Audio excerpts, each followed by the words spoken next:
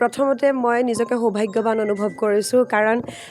অসমৰ 4 সত্ৰৰ আদি ৰাজসত্ৰ কুৰুৱাবাহী সত্ৰত কলা সংস্কৃতি বিকাশ কেন্দ্ৰই আয়োজন কৰা 28 সংখ্যক শ্ৰী শ্ৰীকৃষ্ণৰ সম্পূৰ্ণ ৰাসলীলা মহোৎসৱ আৰু আচলতে সম্পূৰ্ণ আধ্যাত্মিকতাৰে খুব পবিত্ৰতাৰে তেওঁলোকে এই গোটেই অনুষ্ঠানভাগিৰ আয়োজন কৰিছে আৰু ভাল লগা কথাটো হৈছে যে ইয়াত বিভিন্ন জাতি জনজাতিৰ মানুহ জড়িত হৈ আছে ওচৰতে থকা আপোনাৰ যিকেইখন বাগান আছে সেই বাগানৰো বহুত মানুহ ইয়াত জড়িত হৈ আছে বুলি মই জানিব পাৰিছোঁ আৰু দিনত যেতিয়া অনুশীলন কৰিছিলোঁ তেতিয়া গম পাইছিলোঁ যে একদম কণ মানে মই এগৰাকী পালোঁ 5 বছৰীয়া ছোৱালী এজনীৰ পৰা আৰম্ভ কৰি বোৱাৰীয়েও নাচিছে ছোৱালীয়েও নাচিছে মানে ৰাস বুলি ক'লে আমাৰ যিটো মনোভাৱ যে আমাৰ কাৰণে ৰাস বুলি ক'লে পবিত্ৰ অনুষ্ঠান এভাগ আৰু তাত সকলোৱে একেলগে এনেকৈ নাচিছে গাইছে মই যিমান মানুহ এতিয়ালৈকে লগ পাইছোঁ গম পাইছোঁ যে কোনোবা যদি ছেটিংছত আছে কোনোবা মিউজিকত আছে মানে এনেই কোনো নাই মই এতিয়ালৈকে যিমান মানুহ পালোঁ সাধাৰণতে কেনেকুৱা হয় ঘৰৰ এজন ছেক্ৰেটেৰী হয় আৰু সিজন আপোনাৰ ধৰক বাকী মানুহখিনি এনেই ছেক্ৰেটেৰী ঘৰৰ মানুহ বুলি জানো ইয়াত প্ৰত্যেকেই কিবা নহয় কিবা এটা কৰি আছে কাৰোবাৰ সন্তানে যদি অভিনয় কৰিছে দেউতাকে আকৌ বাদ্যযন্ত্ৰত আছে মাকক দেখিছোঁ পিছফালে স্বেচ্ছাসেৱকৰ দায়িত্বত আছে আচলতে সকলোৱে মিলি খুব ধুনীয়াকৈ ৰাস ভাগৰ আয়োজন কৰিছে আৰু মই বহুত দিনৰ পৰা শুনি আছিলোঁ এই ভাগ ৰাসৰ কথা আগত 2-3 বাৰ আমাৰ লগত সংযোগ হৈছিলে কিন্তু বিশেষ কাৰণবশতঃ মানে দিনবোৰ মিলা নাছিলে আৰু ভগৱানে চাগে এইবাৰ অহাটো বিচাৰিছিলে সেইকাৰণে এইবাৰ আহিবলৈ এক সুযোগ পালোঁ আৰু আশা কৰিছোঁ যে ভাগ সুকলমে হৈ যাব কালি বৰ ধুনীয়াকৈ হৈ গ'ল বুলি কৈছে এইবাৰ ৰাধাৰ চৰিত্ৰত ইয়াত অভিনয় কৰাৰ সুযোগ পাইছোঁ চেষ্টা কৰিম ভালদৰে কৰিবলৈ বাকী আপোনালোকে চাব কেনেকুৱা পালে জনাব যেহেতু 4 সত্ৰ আদি সত্ৰ আপোনাৰ সত্ৰত আপোনাৰ অনুষ্ঠানগুলো কৈছে কি ক'ব সত্ৰৰ সেয়ে কৈছোঁ যে সত্ৰত ৰাস কৰিবলৈ পোৱাটো নিজাকৈ এটা সৌভাগ্যৰ কথা আচলতে কালি আমি মাজুলীত আছিলোঁ মাজুলীৰ এটা সুকীয়া মাদকতা আছে ইয়াত মানে সাধাৰণতে কি হয় দেখা যায় যে ৰাসও মানে অলপ উজনিৰ যিমান আমি ওপৰলৈ যাওঁ ৰাস অলপ এফালে বেছিকৈ হয় বোকাখাতত সত্ৰ সংস্কৃতি অনুকৰণ কৰি ইমান ধুনীয়াকৈ ৰাসৰ আয়োজন কৰা হৈছে মই সত্ৰাধিকাৰ প্ৰভুক যেতিয়া লগ পাইছিলোঁ তেতিয়া তেখেতে খোল বজাইছে আৰু মোৰ কাৰণে সৌভাগ্যৰ কথা যে তেখেতে নিজে খোল বজাব মই মঞ্চত নচাৰ সুযোগ পাম আৰু যিগৰাকী কৃষ্ণ আৰু আটাইতকৈ মোৰ ভাল লগা কথাটো হৈছে যিগৰাকী ছোৱালীয়ে মোৰ লগত কৃষ্ণৰ চৰিত্ৰত অভিনয় কৰিব আৰ্চিতা ভাৰদ্বাজ তেখেত যোৰহাটৰ ছোৱালী আৰু কৈছে যে তাই ক্লাছ 5ৰ পৰা মানে 5ম শ্ৰেণীত পঢ়াৰ পৰা এতিয়া তেখেত হায়াৰ ছেকেণ্ডেৰী ফাৰ্ষ্ট ইয়েৰ মানে তেওঁলোকে শিল্পীৰ জন্ম দিয়ে যেতিয়া তাই ক্লাছ 5ত আছিলে তেতিয়া বোলে নাজানে একো ইয়াত আহি পেলাই তেওঁলোকে শিকালে কৃষ্ণৰ অভিনয় শিকালে এনেদৰে বিভিন্ন ঠাইৰ পৰা শিল্পীৰ সৃষ্টি হয় আৰু শিল্পীৰ সৃষ্টি হ'বলৈ এখন প্লেটফৰ্ম দিয়াটো এনেদৰে ঠাইৰ পৰা শিল্পী ওলোৱাটো আমাৰ কাম্য আজি যেতিয়া অৰ্চিতাই নাচিছে ইমান ধুনীয়াকৈ নাচিছে খুব ভাল লাগিছে দেখি তাইক কাৰণ তাই ইয়াত যদি ক্লাছ 5 মানে 10 বছৰ বয়স তেতিয়া তাই 10 বছৰৰ পৰা আজি ইমান দিনে 6 বছৰ দিনে তাই ধাৰাবাহিকভাৱে এই ৰাসখন কৰি আছে আৰু তেনেকুৱা আৰু বহু অৰ্চিতাৰ এই মঞ্চখনে জন্ম দিব বুলি মোৰ আশা আপুনি অসমৰ বিভিন্ন আচলতে মঞ্চত আপুনি যায় অনুৰোধ জনাব বিচাৰিম আমি সংস্কৃতি অনুকৰণ কৰিব লাগে বিজতৰীয়া সংস্কৃতি নহয় সেয়া ৰাসেই হওক বা বিহুৱেই হওক আমাৰ কাৰণে বিহু আমাৰ একেবাৰে আপোন আৰু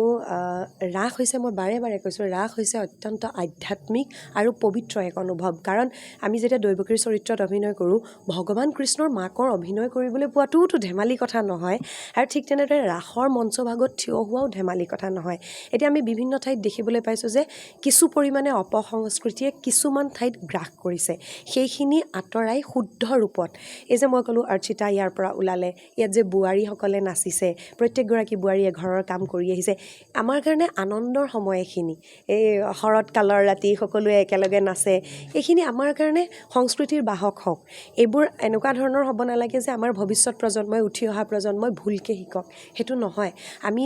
যদি শুদ্ধ ৰূপত দেখুৱাব নোৱাৰোঁ তেনেহ'লে দেখুৱাবই নালাগে মোৰ মতে আৰু শুদ্ধ ৰূপত দেখুৱাটো আমাৰ প্ৰত্যেকৰে দায়িত্ব প্ৰত্যেকেই চেষ্টা কৰিব লাগে যাতে আমাৰ সংস্কৃতি আমাৰ কলা এইবোৰ শুদ্ধ ৰূপত নৱপ্ৰজন্মলৈ প্ৰবাহিত হয় নমস্কাৰ অসমৰ 4 সত্ৰ আদি ৰাজসত্ৰ শ্ৰী শ্ৰী কুৰুৱাবাৰী সত্ৰ এই কুৰুৱাবাৰী সত্ৰৰ সাংস্কৃতিক দিশৰ এটি অংগ কলা সংস্কৃতি বিকাশ কেন্দ্ৰ এই বিকাশ কেন্দ্ৰত আমি স্থানীয় সকলো জাতি বৰ্ণ নিৰ্বিশেষে সকলোকে আমি জড়িত কৰি ৰাস উৎসৱ অনুষ্ঠিত কৰোঁ এই বছৰ কলা সংস্কৃতি বিকাশ কেন্দ্ৰৰ 28 বৰ্ষ হ'ল 28টা বৰ্ষ গৰকা এই অনুষ্ঠানে প্ৰতি বছৰে অনুষ্ঠিত কৰাৰ দৰে আমি দুদিনীয়াকৈ ৰাস অনুষ্ঠিত কৰোঁ আৰু আমি এগৰাকী শিল্পীক আমন্ত্ৰণ জনাওঁ মহাময় অভিনেত্ৰীসকলক আমন্ত্ৰণ জনাওঁ এই বছৰ আমাৰ মঞ্চলৈ আমন্ত্ৰণ জনাইছোঁ অসমৰ বোলছবি জগতৰ মহাময় অভিনেত্ৰী অমৃতা গগৈ আৰু তেখেতৰ লগত অভিনয় কৰি বা তেখেতৰ উৎসাহত আমাৰ শিশুসকলৰ লগতে কলা কৌশলীসকলেও যথেষ্ট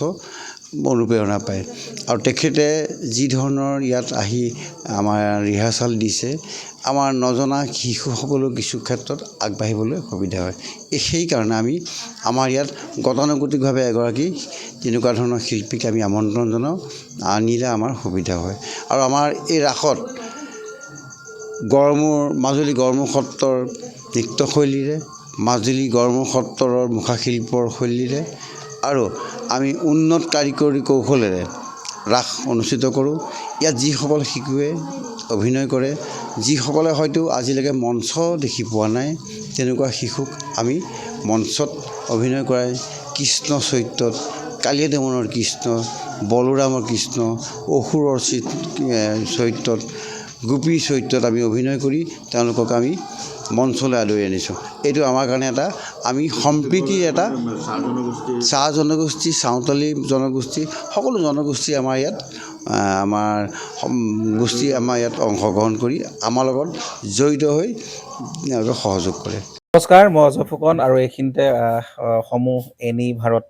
চেনেলটোৰ যিসকল কৰ্মকৰ্তা আছে সকলোৰে মোৰ ফালৰ পৰা শুভেচ্ছা জ্ঞাপন কৰিছোঁ অসমৰ আচলতে সংবাদ জগতত নতুনকৈ আচলতে এটি আত্মপ্ৰকাশ ঘটিছে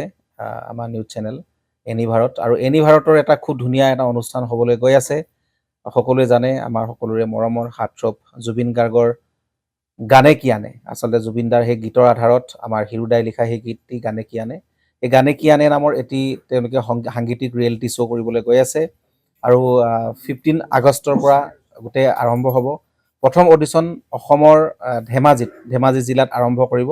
গতিকে সমূহ যিসকল প্ৰতিভা আছে যিসকলে গান ভাল পায় যিসকলে তেওঁলোকৰ নিজৰ প্ৰতিভা আচলতে দেখুৱাব বিচাৰে এই ৰিয়েলিটি শ্ব'ত গানে কি আনে এই প্ৰতিযোগিতাত অংশগ্ৰহণ কৰক আৰু খুব ধুনীয়া আপোনালোকে সুবৰ্ণ সুযোগ লাভ কৰিব লগতে ইয়াতে পুৰস্কাৰ আছেই বিভিন্ন ধৰণৰ উপহাৰো আপোনালোকে লাভ কৰিব আৰু লগতে এগৰাকী প্ৰতিষ্ঠিত আচলতে এগৰাকী শিল্পী হিচাপে অসমৰ সাংস্কৃতিক জগতত আপোনালোক প্ৰতিষ্ঠা লাভ কৰিব গতিকে গোটেই অনুষ্ঠানটোলৈ মোৰ ফালৰ পৰা শুভকামনা থাকিল আৰু লগতে এই অনুষ্ঠানটোত আপোনালোকে অংশগ্ৰহণ কৰিব আমিও আছোঁ আৰু সকলোকে আমি লগ পাম ধন্যবাদ